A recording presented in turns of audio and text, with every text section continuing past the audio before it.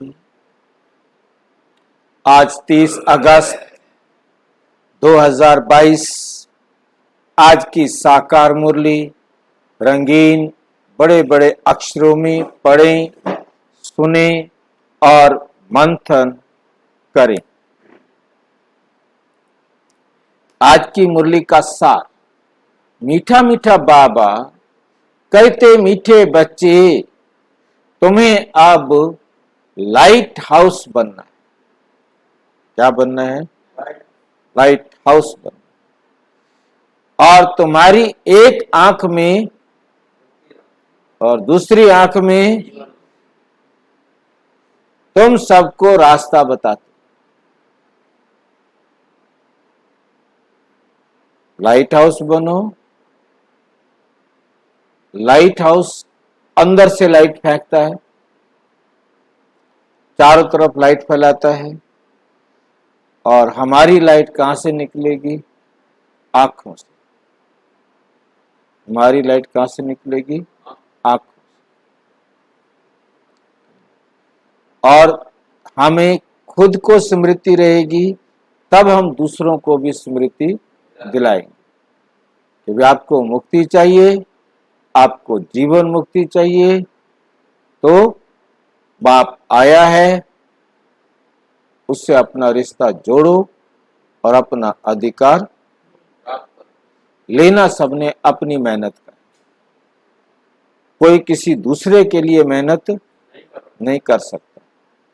करेगा तो उसको ही मिलेगा। मैं आपके लिए सोचूं कि मैं मेहनत कर रहा हूं, मुझे ही मिलेगा, वो आपको मिलने वाला। प्रश्न, अविनाशी पद का खाता जमा होता रहे, उसकी विधि क्या?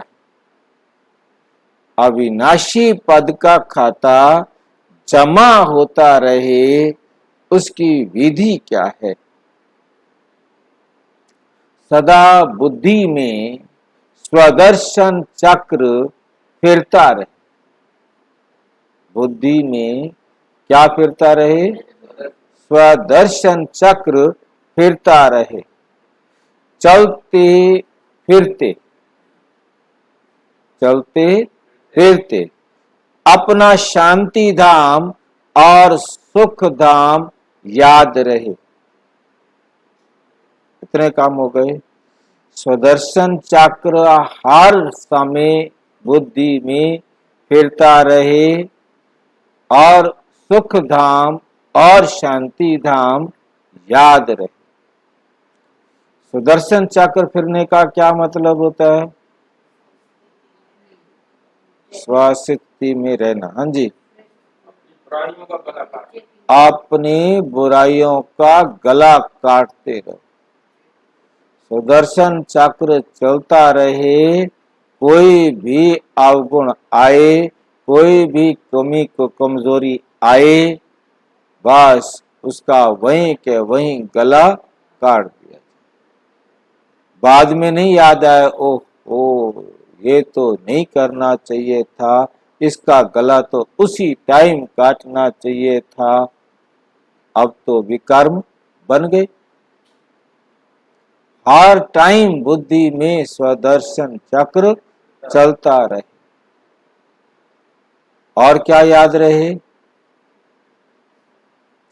सुख धाम और शांति धाम। इसको याद करने का क्या मतलब है? शांति धाम को याद करने का क्या मतलब है? हाँ जी, शांति धाम को याद करें क्यों?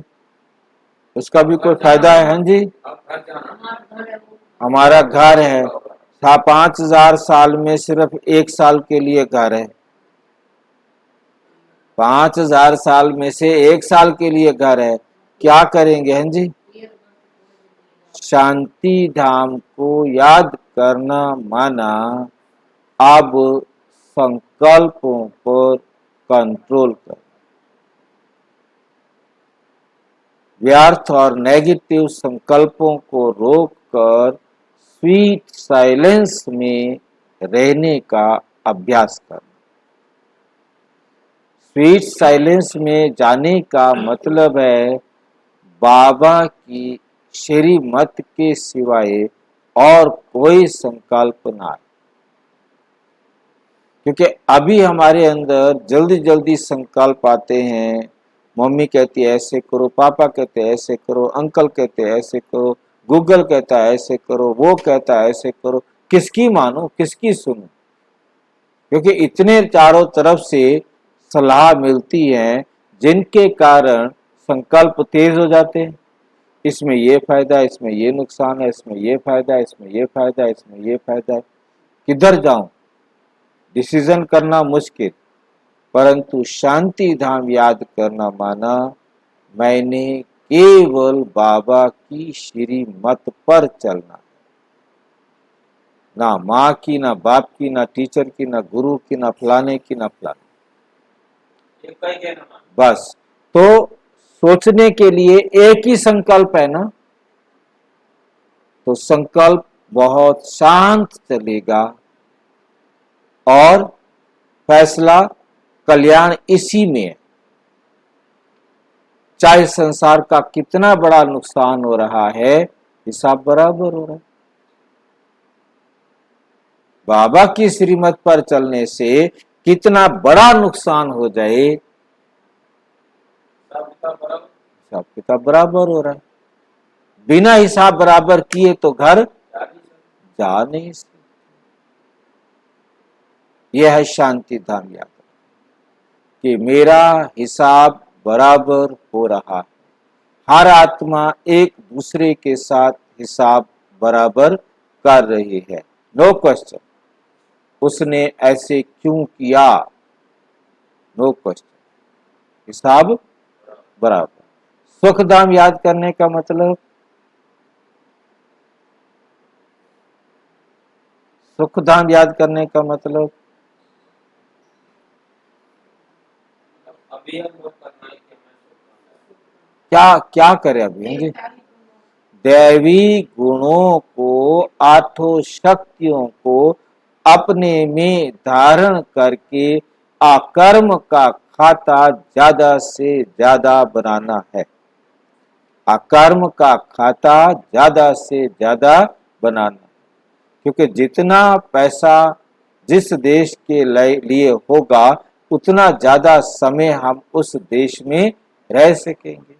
अकर्म का खाता हमारे पास ज्यादा होगा तो सतयुग में ज्यादा रह सकेंगे। त्रेता वाला अकर्म का खाता होगा तो त्रेता में ज्यादा रह सकेंगे, नहीं होगा तो नहीं रह सकेंगे। जिस देश का पैसा नहीं है उस देश में हम जा नहीं सकते।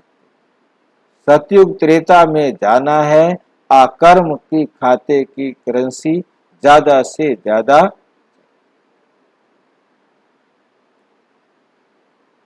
जिसको बाबा कैसे कह रहे हैं, एक तरफ विकर्म विनाश होंगे, सुदर्शन चक्र चलेगा तो क्या होगा?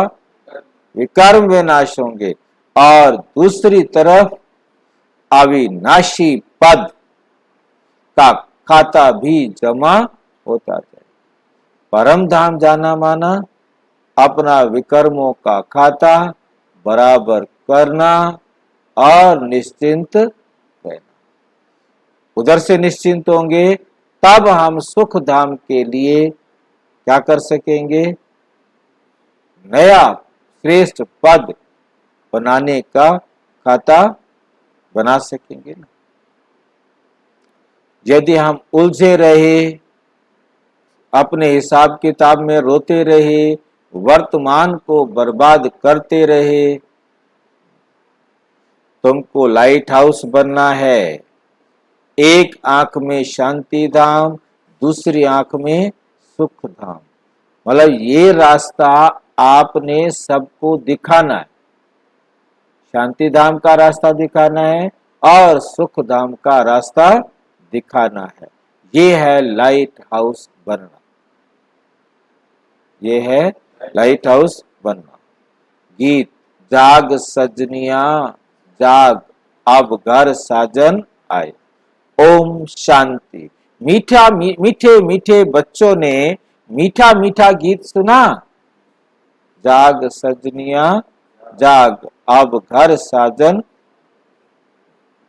ये हमारे लिए तो नहीं होगा ना गाना, ये गीत हमारे लिए तो नहीं होगा, बहनों के लिए होगा, सबके लिए। अच्छा, आत्माओं के लिए, भाइयों के लिए भी है। अब जो गाने वाले हैं वे तो जरूर कोई फिल्म के होंगे, ज्ञान के बारे में, देवताओं के बारे में, व परमात्मा के बारे में जो कुछ भी गाते हैं वो उल्टा ही गाते हैं। ये फिल्म बनाने वाले, दुनिया वाले, भक्ति मार्ग वाले सब क्या करते हैं, उल्टे गीत गाते रहते। क्यों? उल्टी दुनिया है, उल्टी दुनिया है। ज्ञान सरोवर में देखो ना, एक ग्लोब उल्टी कर रखी है, दुनिया को उल्टा कर रखा है। अल्लाह बैठ समझाते हैं। कौन समझाने के लिए बैठा है आज? अल्लाह बैठ समझाते हैं, तुम तो माया की फांसी पर लटके हुए। कौन सी फांसी पर लटके हुए थे? कौन सी फांसी पर लटकना है? हाँ, बाबा की फांसी पे लटको। ऐसे सिर्फ बाबा को देखो, नीचे नहीं देखो, मुंडी नीचे नहीं आए, यानी माया की मुंडी नीचे होती है, वो ऐसे फांसी पे लटकते हैं और ये ऐसे लटकते हैं। हाँ, ऊपर देखना है और किधर नहीं देखना। अब तो फांसी का फंदा सवेरे सवेरे डाल दिया गले में। माया ने सब बच्चों को उल्टा लटका दिया है, बाप आकर बच्चों को सुलटा बनाते। गीत कितना अच्छा है। ये कौन कहते हैं, जाग सजनिया जाग, और तो कोई कह ना सके, सारी दुनिया की सजनियों के लिए जाग सजनिया। अब नव युग आया, दुनिया में कोई ऐसा मनुष्य नहीं होगा जो ये जानता हो कि माया ऐसी है जो कितना भी समझाओ तो भी समझते। माया ऐसी है, कितना भी उनको समझाओ तुम आत्मा हो। अपने आप को बैठकर भी कितना समझाओ तुम आत्मा हो, मैं आत्मा हूं, थोड़ी देर बाद फिर शरीर के रिश्तों में लेके चली जाती, तो भी समझते नहीं। तुम बच्चे जानते हो अब नया युग, नए देवताओं की बादशाही स्थापन हो रही है, ये भी समझते हो कलयुग के बाद जरूर सतयुग आना है। तो इससे सिद्ध होता है कि भगवान को भक्तों के पास आना ही।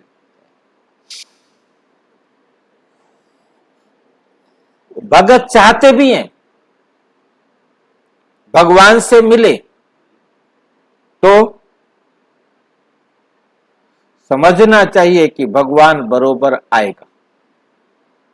आधा कल्प भगत तड़पते रहते हैं तो कुछ तो देंगे ना, कि भक्ति कर रहे हैं कुछ तो देंगे ना।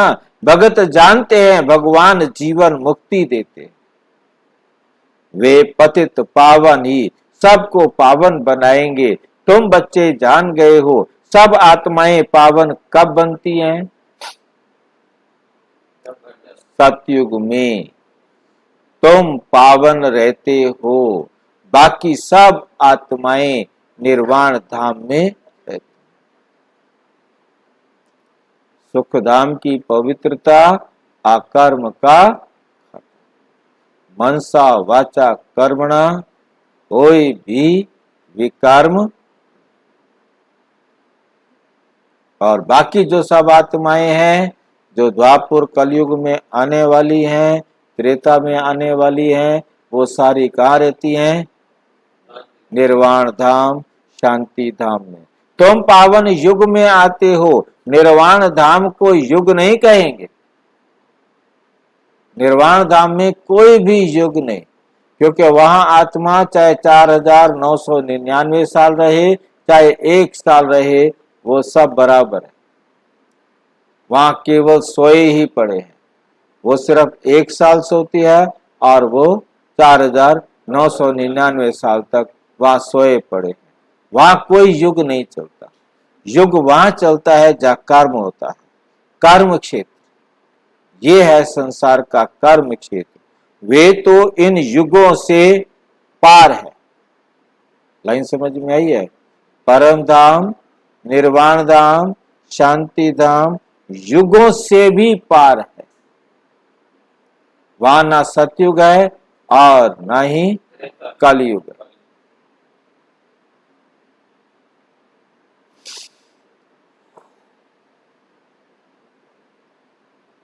कितनी कमाल की बात है। ऐसी ऐसी बातें तुम बच्चों की बुद्धि में है और किसी की बुद्धि में नहीं है कि परम धाम में कोई सतयुग, त्रेता, द्वापर, कलयुग नहीं होता। वहां सब सोए पड़े। बरोबर हम परम धाम में रहते हैं, युग यहां होते, जबकि सारी आत्माएं अपने अपने रोल के अनुसार अपने अपने टाइम पर आती हैं, परंतु उनके लिए युग नहीं है, क्योंकि वहां कोई फर्क नहीं, परिवर्तन नहीं पड़ता।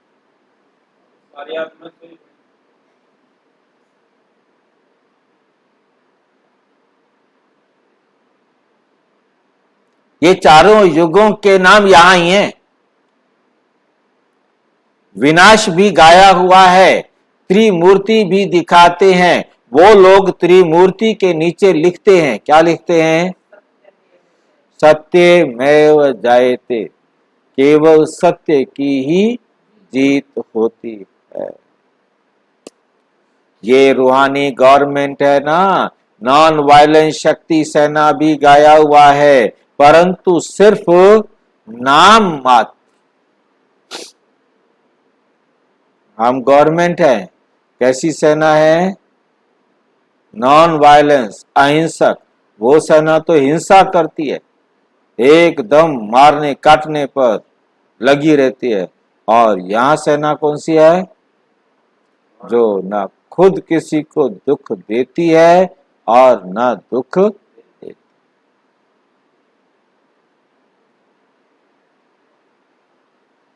तो तुम्हारा कोट ऑफ आर्म्स होना चाहिए। कोट ऑफ आर्म्स क्या होता है?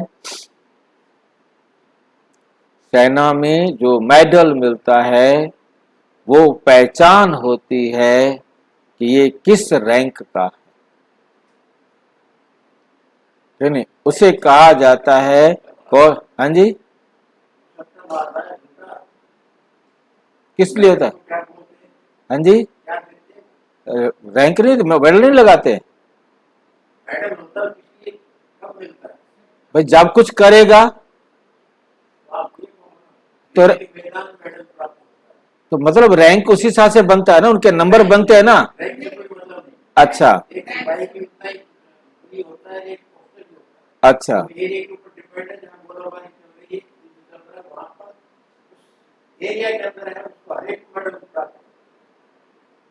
जो जो जिस एरिया में गया उसका पहचान होगा ना। अच्छा, क्या नहीं कोई?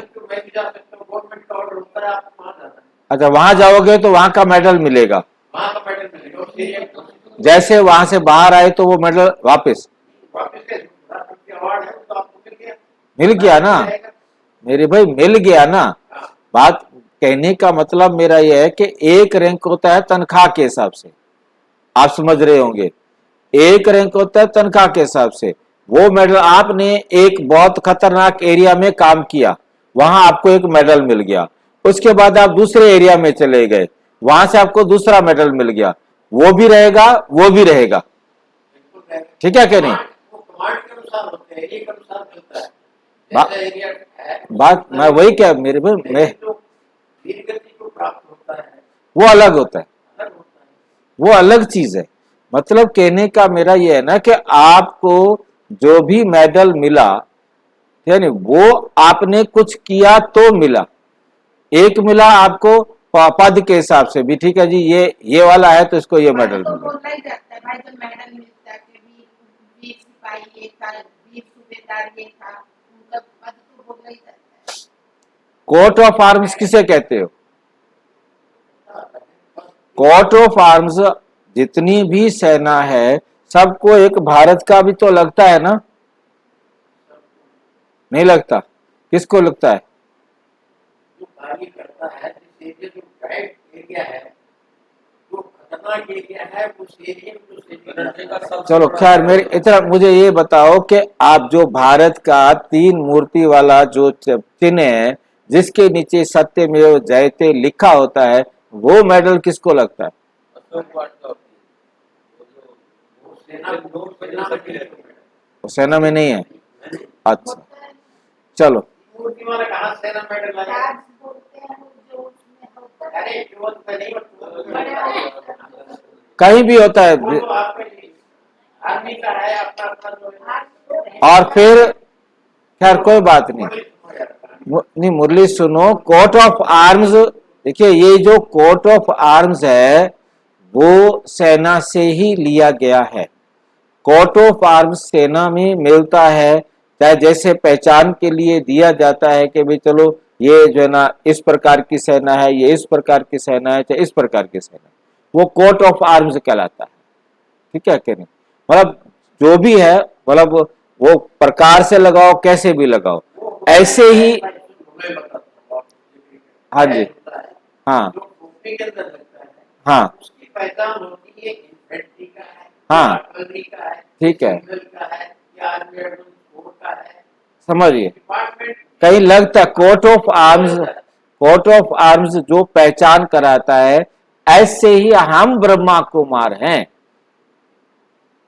हमारा भी कोट ऑफ आर्म्स है।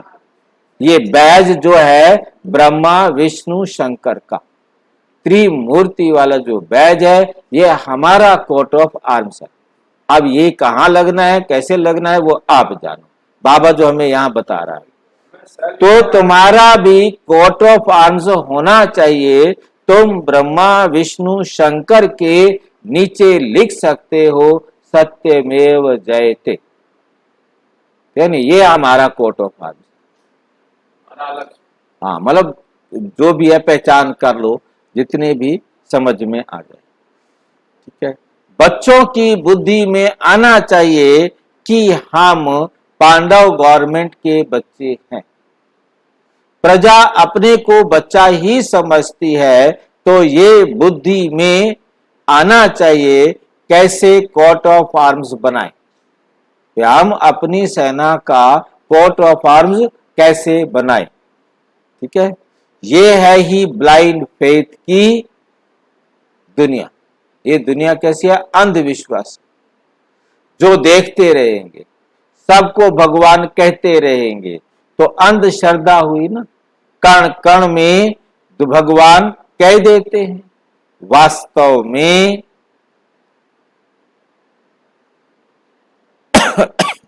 जो भी मनुष्य मात्र हैं सबका पार्ट अलग अलग। अब कोट ऑफ आर्म्स क्या करें, सबका पार्ट ही अलग अलग है। आत्मा शरीर धारण कर पार्ट बजाती है, ऐसे थोड़े ही कह देंगे कि सब भगवान ही भगवान है। तो क्या भगवान ही लड़ता झगड़ता रहता है? भगवान भगवान के साथ लड़ता झगड़ता रहता है? सारे भगवान है। तो ये तो है 100% अंधश्रद्धा। नया मकान बनता है तो कहेंगे 100% नया, पुराने को कहेंगे 100% पुराना। नया भी भारत था, अब तो पुरानी दुनिया है। कितने अनेक धर्म हैं, रात दिन का फर्क है ना। जरूर सतयुग में सुख ही सुख था, देवताएं राज्य करते थे। अभी तो इस पुरानी दुनिया में दुख ही दुख है। अभी कितना दुख होता है सो तुम आगे चलकर देखेंगे। गाया हुआ है, मिरवा मौत, मिरवा मौत किसको याद है? मिरवा मौत मलू का शिकार। मिरवा कहते हैं जिसका शिकार हुआ, और मलूका कहते हैं शिकारी। किसी की तो जान गई और किसी के लिए मजा आ गया, शिकार हो गया। समझ गए बात को? अब दुनिया वालों सबने मरना है, शरीर तो हमने भी छोड़ना है, परंतु हमें मजा आएगा और उन्हें दुख हो। उन्होंने सिर्फ लिख दिया है, समझते कुछ भी नहीं। मिरवा मौत, मलू का शिकार, उन्होंने लिख दिया कि उस गाय की या बछड़े की या जो भी बकरी की, उसकी तो मौत हो गई, हिरन होता कोई भी लगाओ, और शिकारी के लिए क्या हो गया? शिकार हुआ। वो खुश हो रहा है और वो दुखी हो रहा है। मनुष्यों को मरने में किसको तरस थोड़े आता है? अब गला काटते हैं, मारते हैं, गोली चलाते हैं, तरस थोड़ा आता है? ऐसे ही कोई कुछ कर दे, मार दे किसी को, तो उसके ऊपर पुलिस केस हो जाए। और ये देखो कितने बॉम्ब आदि बनाकर एक दो को मारते रहते हैं, रोज लिखते रहते हैं फलाने फलाने स्थान पर इतने मरे, फिर मेडल दे दो इनको। इन्होंने एक दो को मारते रहते हैं, लिखते रहते हैं, और उन्हों पर केस हो जाता है। ये किसकी बुद्धि में नहीं आता?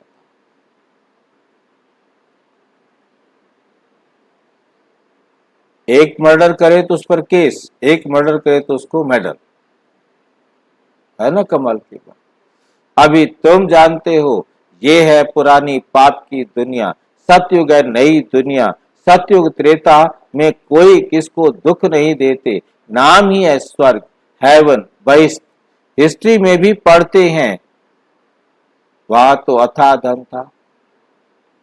जो मंदिरों से भी लूट कर ले गए हैं, तो जिन्होंने मंदिर बनाए होंगे वे कितने धनवान होंगे। सोने की द्वारिका दिखाते हैं ना, कहते हैं समुद्र के नीचे चली गई।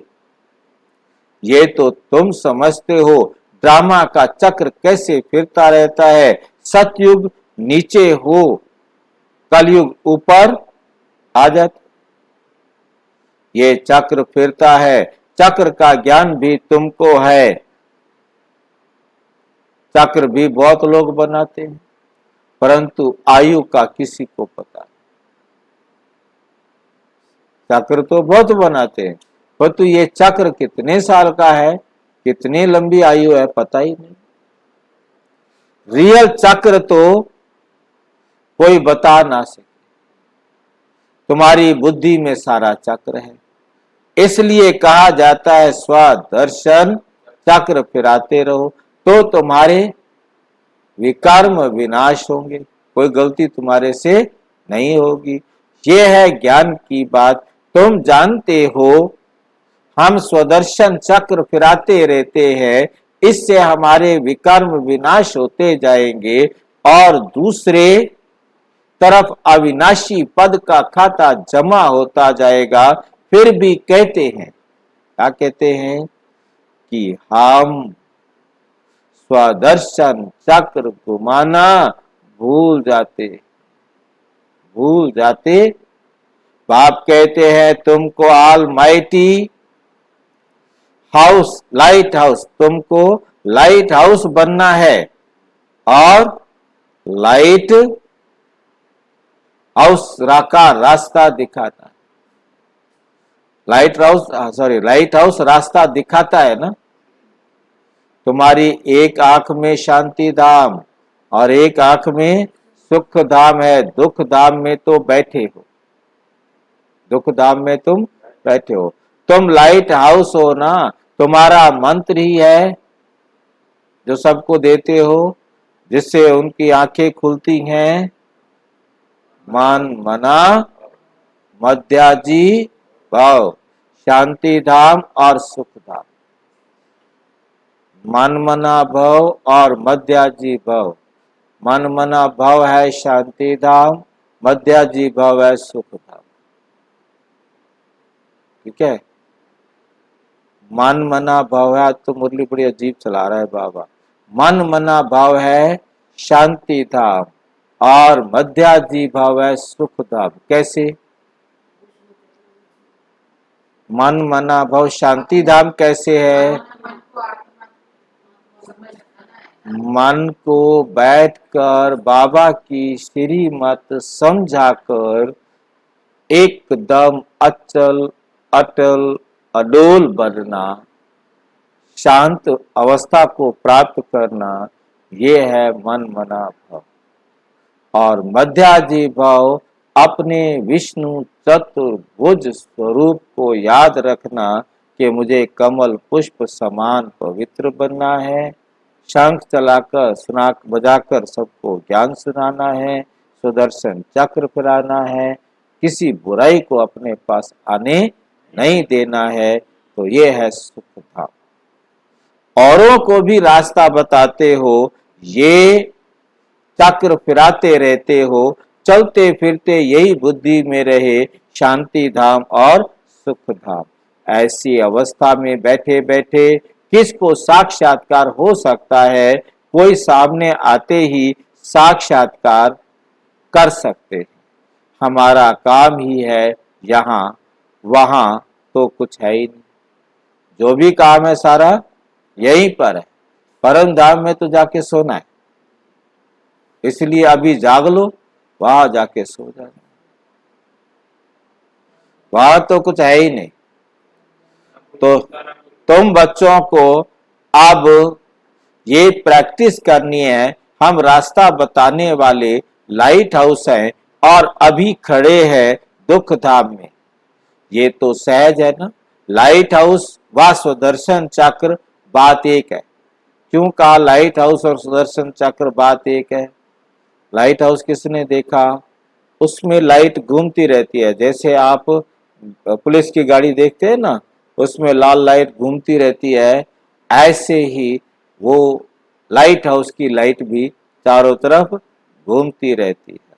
तो आप क्या हो? लाइट हाउस व स्वदर्शन चक्र, बात तो एक ही है। चारों तरफ आपके जीवन से प्रकाश सबको दिखाई देता रहे, परंतु इसमें चक्र में डिटेल आता है। हमारे चक्र में क्या है? विस्तार है। उसमें सिर्फ दो बातें, सुखधाम और शांति। अलग मुक्ति धाम, बे जीवन मुक्ति धाम। अलग माना अल्लाह, अल्लाह के पास जाना मुक्ति धाम, बे बादशाही प्राप्त करना जीवन मुक्ति धाम। दोनों में काफी सारी समानताएं बाबा बता रहे हैं। कितना सहज है। जहां से हम आत्माएं आती हैं वे है शांति धाम। साइंस को जानने वाले या नेचर को मानने वाले इन बातों को नहीं समझेंगे, बाकी देवताओं को मानने वाले समझेंगे। लक्ष्मी नारायण के मंदिर में जाना तो बहुत अच्छा है। देखो ये सुख धाम सतयुग के मालिक थे। लक्ष्मी नारायण सुख धाम सतयुग के, अभी तो है कलयुग। थे तो वे भी मनुष्य, लक्ष्मी नारायण का राज्य था ना। कब गीता सुनी? कब गीता सुनी है? लक्ष्मी नारायण के व राधे कृष्ण के मंदिर में जो आते हैं वे गीता भी सुनते हैं। लक्ष्मी नारायण सुनते होंगे। जिनका कृष्ण में प्यार होगा उनका गीता में भी प्यार होगा। लक्ष्मी नारायण के मंदिर में जाने वाले होंगे तो उन्हों को गीता इतनी ख्याल में नहीं आएगी। जो कृष्ण के भगत होंगे उनको गीता ख्याल में आएगी। जो बड़े कृष्ण के भगत होंगे, लड्डू गोपाल वाले गीता की तरफ नहीं जाएंगे। लड्डू गोपाल वाले तो उसको नहलाते धुलाते खिलाते पिलाते रहेंगे। जो बड़े कृष्ण के भगत हैं वो गीता के लिए गीता पर ही चलते हैं। वो गीता पढ़ेंगे, गीता पर ही चर्चा करते रहेंगे।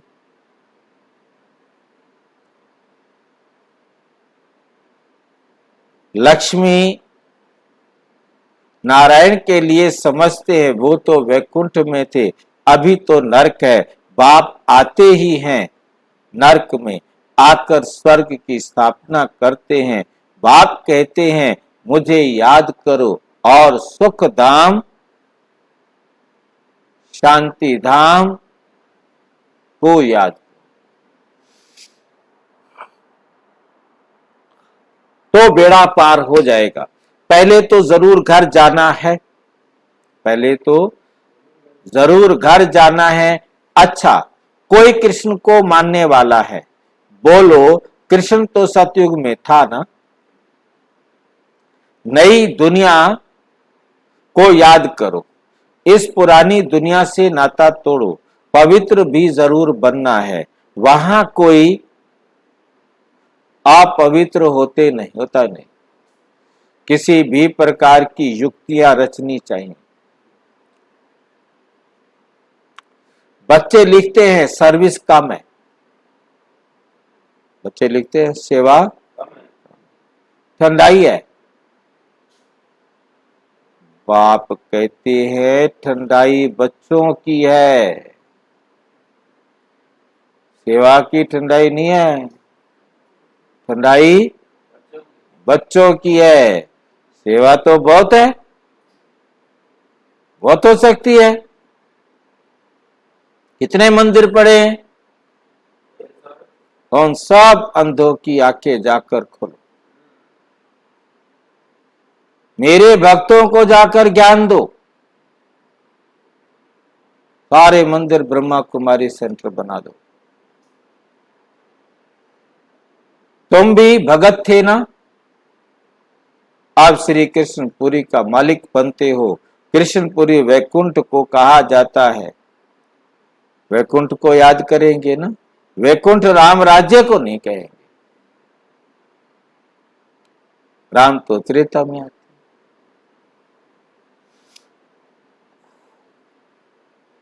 लक्ष्मी नारायण के राज्य को ही वैकुंठ कहेंगे।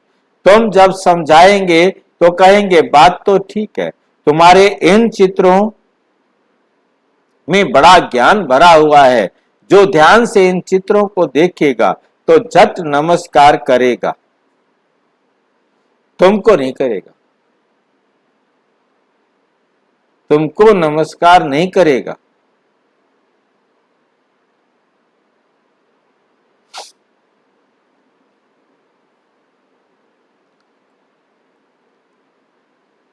वास्तव में नमस्कार करना चाहिए तुमको। क्यों?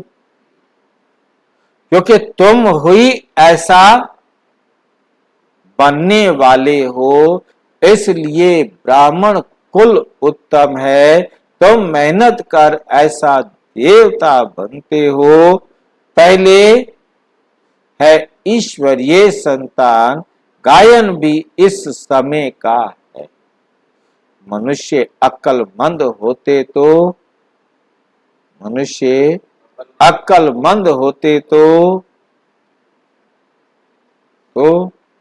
लक्ष्मी नारायण का बर्थडे मनाते।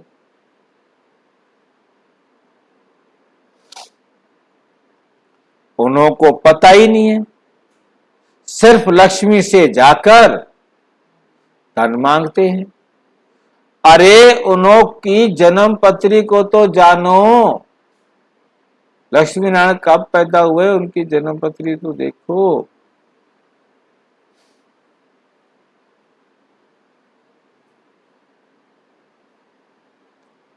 वे कब आए थे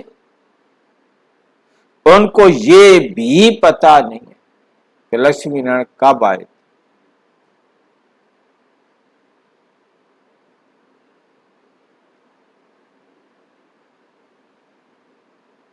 विष्णु को चार भुजा दिखाते हैं, अर्थात लक्ष्मी नारायण का कंबाइंड रूप है। लक्ष्मी नारायण की पूजा करते हैं, परंतु उनकी जीवन कहानी को तो जानते ही नहीं। वे कहां के मालिक हैं? सूक्ष्म वतन के मालिक तो नहीं है, उनको विष्णुपुरी नहीं कहा जाएगा। सूक्ष्म वतन में तो में पुरी है नहीं, लक्ष्मी नारायण के राज्य को पुरी कहेंगे, फिर राम सीता की पुरी, बाकी राधे कृष्ण का कुछ दिखाते। तो उन्होंने राम का अवतार बाद में राधे कृष्ण दिखा दिया और कब्जा कर लिया।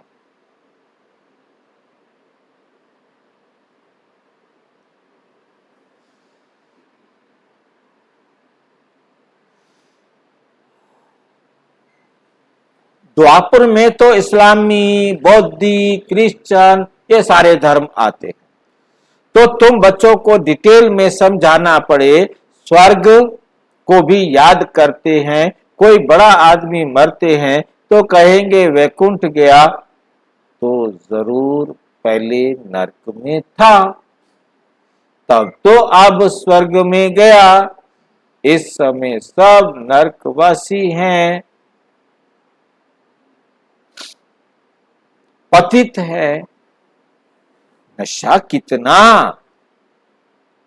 रहता है, दिखाते हैं हम करोड़पति है, परंतु है तो सब नरकवासी।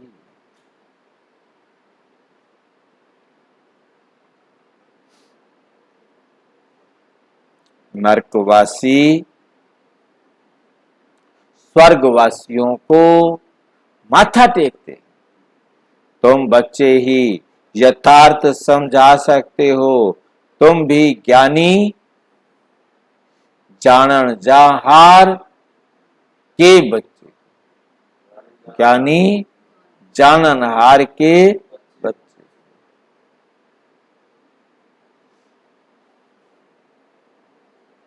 तुम्हारी बुद्धि में सारा चक्र डिटेल में फिरता रहता है, घर में जाने से, संबंधियों का मुंह देखने से सब कुछ भूल जाते। आ मेरा बेटा, बस हो गया खत्म।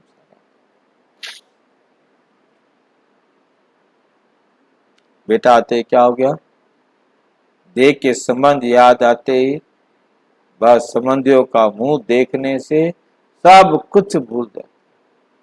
घर जाओ ही मत, ठीक है ना, ना उनकी शक्ल दिखाई देगी ना भूलेंगे।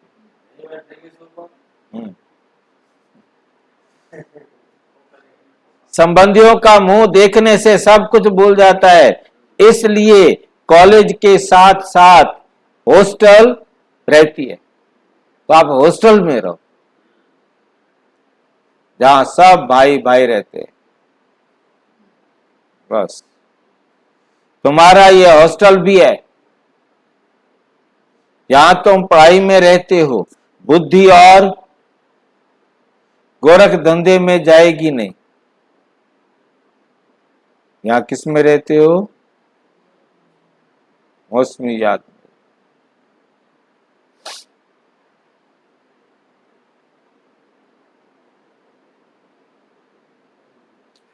स्टूडेंट के साथ ज्ञान की बातें होती हैं, हॉस्टल में रहने से बहुत फर्क रहता है। बाप के पास तो जल्दी जल्दी रिफ्रेश होने के लिए आने चाहिए, ऐसे मत समझो दक्षिणा देनी पड़ेगी। वे मधुबन जाएंगे दक्षिणा देनी पड़ेगी, ऐसे मत समझो। ऐसे को हम मूर्ख समझते हैं।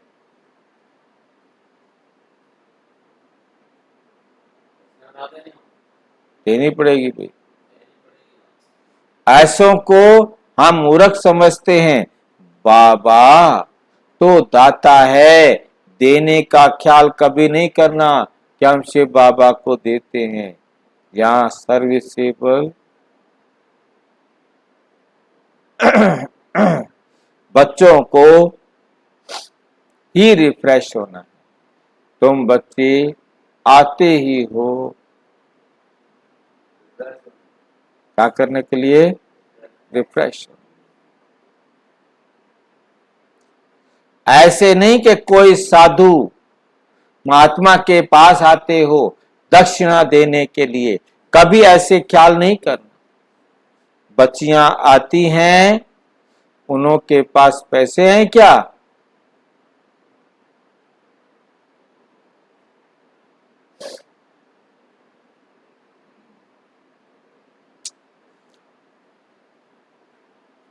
उन्हों के पास पैसे हैं क्या? उनको सब कुछ सर्विस स्थान से मिलता है। जिनको अपना भाग्य बनाना होता है वे अपना पुरुषार्थ करते हैं, बाकी तो सब हैं बहाने। नौकरी है, ये है छुट्टी मिल सकती है, कोई भी कारण बताए छुट्टी ले सकते हो।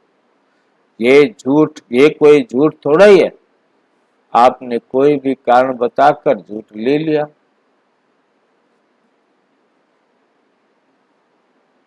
इन जैसा सच तो कोई है नहीं, परंतु बाप का इतना कदर नहीं है। कितना भारी खजाना मिलता है। बाबा तो कोई दूर नहीं है, कहां भी रहते अपनी उन्नति के लिए, रिफ्रेश होने के लिए आना है। रिफ्रेश होने से भूतों का कल्याण कर सकते हो। तुमको तो क्या होना है? तुमको तो सेवा करनी। ये है बुद्धि योग बल, वो है बाहुबल। और यहाँ हथियार आदि कुछ भी नहीं है। किसी को दुख नहीं देना है, सबको सुख का रास्ता बताना है। सतयुग और कलयुग में चारों तरफ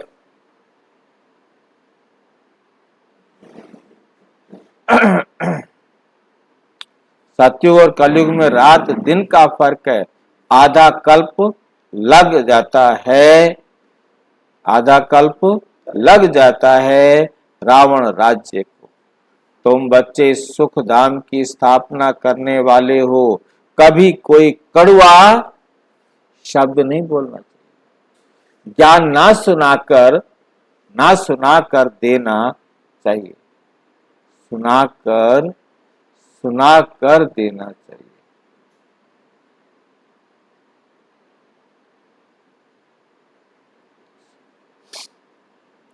सुनते हैं तो फिर शब्द निकलने से क्रोध की आदत, क्रोध का अंश भी मनुष्य को मुझा देता है।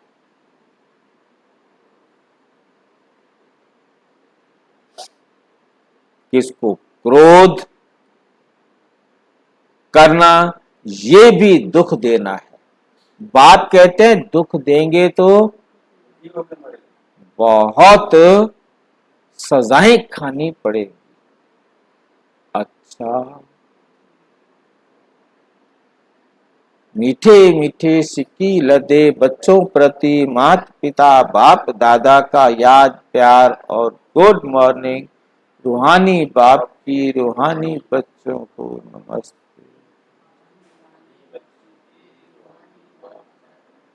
नमस्ते।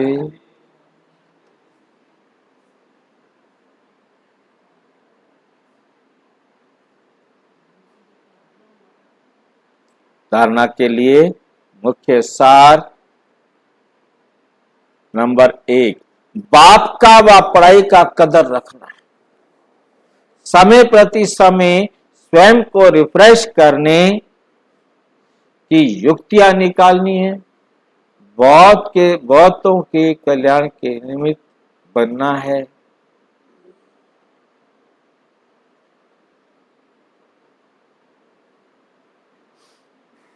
बहुतों के कल्याण के निमित्त बनना है। आपस में ज्ञान की ही बातें करनी है। क्रोध का अंश भी निकाल देना है। कोई कड़वा शब्द बोले, कोई भी कड़वा शब्द बोले तो क्या करो? एक कान से सुनो, दूसरे कान से निकाल।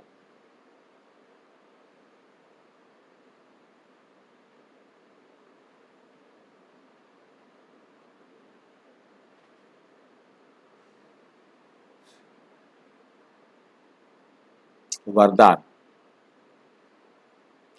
परवश आत्माओं को रहम के शीतल जल द्वारा वरदान देने वाले वरदानी मूर्त भव।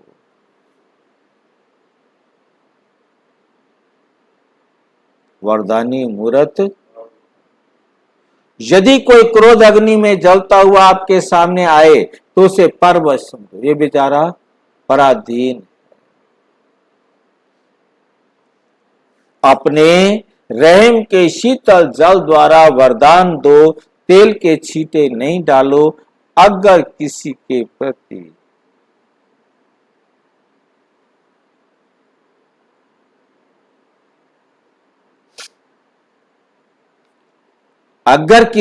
प्रति क्रोध की भावना भी रखी, ये तेल के छींटे डालना है। इसलिए वरदानी मूर्त बन सहनशीलता की शक्ति का वरदान दो।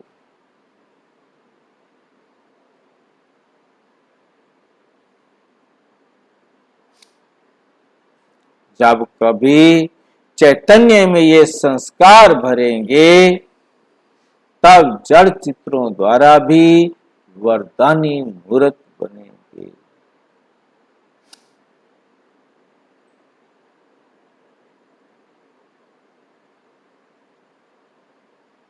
स्लोगन। परमात्म मिलन मेले की मौज में रहो तो माया के झमेले समाप्त हो जाए।